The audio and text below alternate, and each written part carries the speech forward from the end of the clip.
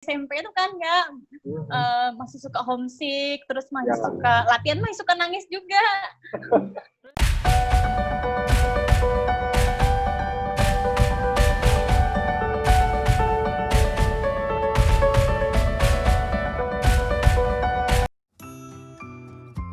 Oke. Ya.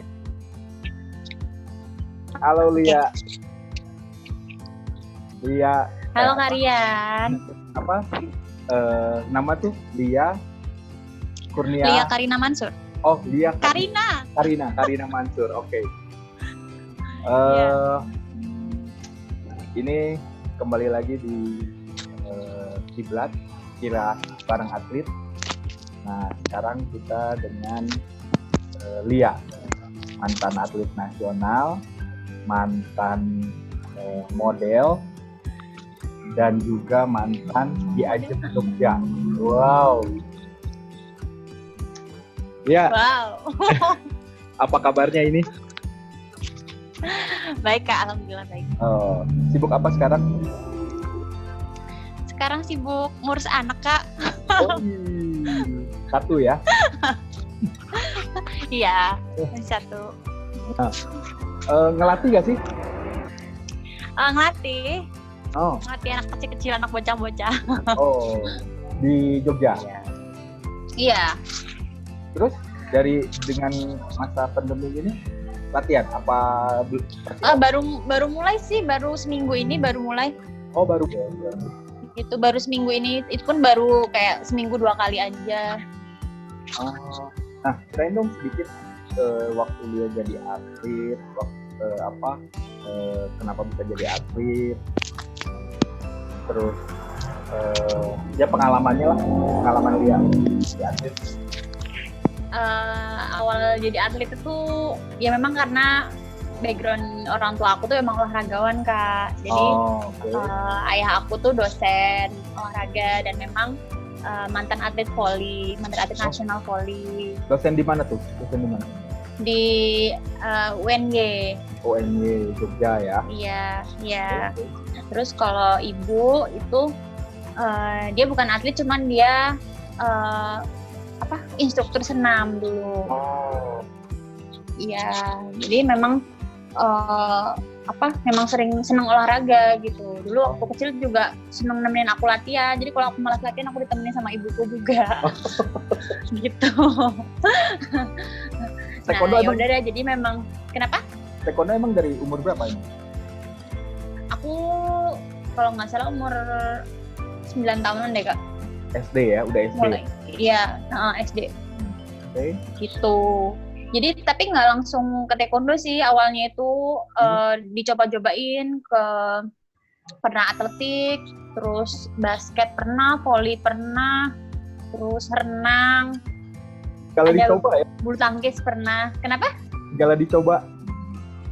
Iya, karena kan memang masih ngelihat kan ayah aku tuh masih nyari bakatnya di mana kan gitu. Terus memang nyari interestingnya nih di cabur yang mana gitu kan. Terus aku sama kakakku kan, aku sama Mbak Fitri. Nah kok kebetulan itu nggak ada yang nyantol, baru sebentar latihan, lalu paling beberapa bulan udah nggak mau latihan lagi gitu.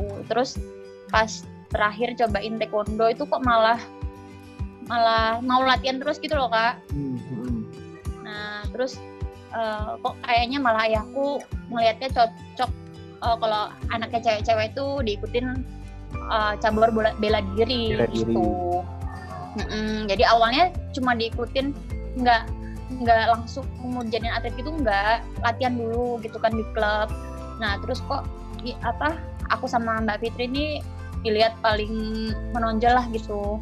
Nah akhirnya dari UKT awalnya kan gitu kan, dari UKT terus pertamanya Mbak Fitri dulu, karena memang Mbak Fitri kan 4 tahun lebih tua dari aku ya.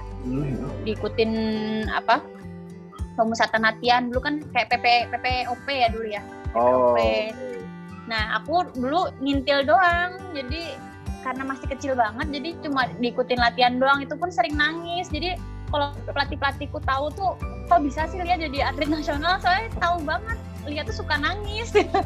Manja banget dulu. Iya, karena karena paling kecil Kak. Oh. Jadi aku dulu aku SD sendiri, yang lain kan udah SMP, SMA. Aku tuh diikutin latihan doang di situ bareng Mbak Fitri gitu.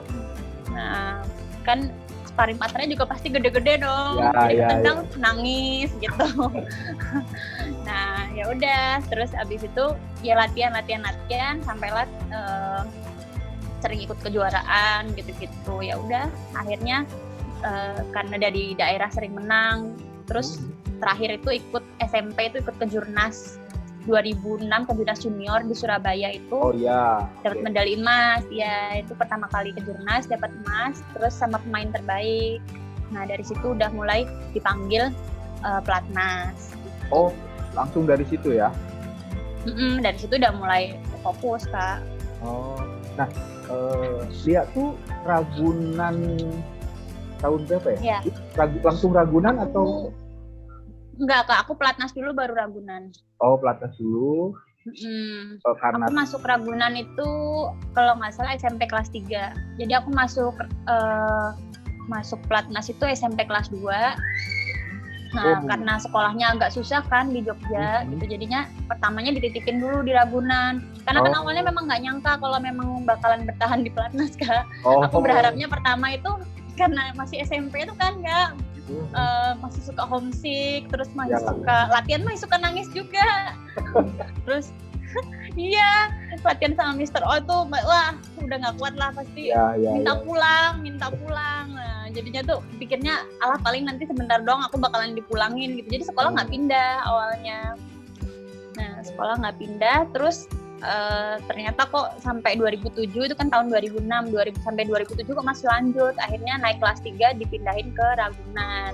Karena kan yang bener-bener sekolah tuh kan yang ngerasain di asrama tuh kan jarang kan, karena aku kan banyaknya di pelatnas kan Kak. Jadi kan kalau sekolahnya itu kan paling misalnya ujian aku misalnya 2 minggu di Ragunan gitu. Nanti kalau misalnya udah selesai aku balik lagi ke pelatnas gitu. Oh, jadi memang stay-nya nggak di sana sih ya? Jadi nggak jarang sih, iya. Cuman terakhir pas ya kelas 3 benar. Nah, berarti dari umur SMP pelatnas sampai pensiun kapan ya? Aku dari pelatnasnya ya Kak? Ya. Kalau dari pelatnasnya itu terakhir tahun 2013. SEA Games 2013 terakhir. Lama ya? Itu gimana? Maksudnya gini, kan berarti Lia menghilangkan masa mudanya nih. Masa muda, main, ketemu teman-teman, jalan-jalan, yang harus fokus latihan nih. Karena dari SMP kelas 2 pelatnas sampai kuliah berarti ya? Sampai kuliah di pelatnas? Iya, kuliah. Nah, gimana tuh?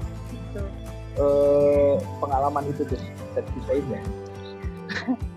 ya. Ya pasti nggak 100% namanya di pelatnas kan nggak mungkin 100% betah terus ya, pasti ada yang kadang kepikiran capek, pengen udahan, apalagi kalau namanya udah latihannya lama. Terus pasti kalian juga pernah ngerasain kan ya, latihannya lama banget di pelatnas, begitu kejuaraan nggak mujur, kalah gitu kan, pasti kecewa berat lah, karena kan itu ngabisin waktu, tenaga yang lama banget kan Kak. Betul. Pasti ada saatnya down, pasti ada saatnya malas, saatnya bosen gitu. Tapi ya kalau dari aku sih selama di pelatnas itu aku punya target sih Kak. Jadinya waktu itu aku punya mimpi gitu. Waktu itu aku pengen banget lolos Olimpik. Gitu. Jadinya tuh mungkin salah satu penyemangat aku di saat aku down, saat aku bosen, saat aku pengen udahan aja lah kayak gitu. Jadi aku selalu ingat lagi di situ tuh apa sih tujuan aku gitu, mimpi aku tuh apa sih, masa segitu aja udah cukup gitu, maksudnya masa sih prestasi dengan yang cuma segini doang udah mau menyerah gitu loh. Nah jadinya salah satu penyemangat aku untuk ayolah bisa, orang lain aja bisa gitu, yang senior aja bisa prestasinya bagus-bagus banget, masa aku cuma cemen segini doang. Karena mimpinya tuh udah besar banget, jadi itu yang ya akunya ya aku nggak mau sia-sia karena itu kan lama banget kan ya aku dari SMP sampai ini masa istilahnya kayak udah nyebur nggak sekalian basah gitu kan. Ya betul ya kan sayang gitu loh. Kalau pesannya sih dari aku sendiri yang untuk adik-adik yang baru mulai jadi atlet, baru mau jadi atlet itu ya perjalanan kalian tuh masih panjang banget dan sangat melelahkan, sangat membosankan, sangat menjenuhkan pokoknya. Nah itu tuh kalian harus tahan sama itu gitu loh. Tahan banting, tahan semuanya, mau latihan itu capek, tahan cedera, itu semuanya harus tahan. Kalau kalian bisa melalui itu semua, pasti kalian akan sampai di titik apa yang kalian mau gitu. Misalnya kalian bisa di titik atlet nasional atau juara nasional atau bahkan juara SEA Games, juara Asian Games gitu. Semua itu pasti harus melewati proses yang berat gitu. Siapa yang bisa bertahan, dia yang menang gitu. Jadi intinya adalah pertama itu memang harus mental. Karena aku ngeliatnya ya Kak ya, kalau dari sekarang juga banyak banget Kak, misalnya kayak junior-juniorku tuh susah banget Kak dimotivasi, terus terang aja. Jadi tuh kayak jadi baru latihan sebentar capek udah nggak mau. Jadi apa ya, ini mau kejuaraan, saya mau Porda nih, latihannya betul banget nih, tapi nanti selesai Porda ya udahan gitu. Nanti setiap mau ada kejuaraan lagi baru latihan lagi. Jadi nah latihan yang kayak gini nih yang cuma sebentar ini tuh yang progresnya tuh nggak banyak gitu loh Kak. Jadi tuh ya pesan dari aku sih, jadi dari dulu tuh pun aku dari umur berapa ya tuh ya, jadi tuh aku dari kecil pun kayaknya tuh latihannya tuh selalu berproses gitu loh Kak. Jadi tuh mau ada atau nggak ada event harus latihan gitu loh. Jadi betul. Mau itu progresnya sedikit pun tetap progres kan Kak. Jadinya itu kalau misalnya kita berhenti latihan terus nanti mau tanding baru mulai latihan lagi, ya itu kayak mulai dari nol lagi gitu loh. Nah itu yang banyak aku jumpai di atlet-atlet sekarang tuh kayak gitu, yang banyak atlet-atlet di daerah yang masih latihannya kalau misalnya mau ada pertandingan, iya latihannya kalau misalnya ada pelatih doang. Padahal kan nggak bisa kita, kalau kita mau maju kita harus mengandalkan diri kita sendiri gitu ya. Kita nambah sendiri latihan di rumah, kita di luar jam latihan kita nambah sendiri, kita tanya ke senior, kita yang harus aktif gitu loh. Nggak bisa oh ada pelatih baru latihan, pelatihnya nggak datang, ayo udahlah kita tidur aja gitu, nggak bisa kan. Dan itu harus semua diciptakan dari awal, jadi jadi kita punya mimpi, kita punya target dan dilakuin, jadi nggak cuma mimpi doang. Betul. Lia ini pencapaian apa yang menurut Lia kayaknya gue belum nih gitu, atau kayaknya masih pengen penasaran gitu? Sebenarnya yang lumayan menyesal sampai sekarang. Oh, oke. Ya itu tuh aku belum pernah Asian Games Kak. Oh, ya. Terakhir Jadi yang pertama 2010 itu nggak. Ya, SEA Games 2013 itu kan terakhir Kak. Tuh. Terus yang 2014 juga nggak jadi main. Jadinya kayak 2 kali, apa ya kalau orang Jawa bilangnya tuh apa ya, gelo tuh loh Kak. Iya. Nah itu nggak jadi main kenapa tuh? Karena memang kalah seleksi atau ada cedera atau? Karena sesuatu yang lain Kak. Oke. Kayaknya nggak bisa diomongin di sini Kak. Oh. Kalian pasti tahu lah. Oke. Kalian pasti lebih paham. Apa namanya? Nggak ada kegiatan untuk balik lagi main tanding? Sebenarnya pengen Kak, kalau misalnya tahun depan ya harusnya ya PON ya, gitu diundur ya. Kalau misalnya nggak dibatasin umurnya sih masih pengen Kak. Cuman kan emang ada dibatasin Kak. Iya, kan dari Prapon dibatasin ya. Oh. Ya masih bisa tanding Porda berarti ya? Masih Kak. Kalau masih dipakai sih. Masih lah, masih bisa mental tinggi kan? Alhamdulillah masih Kak.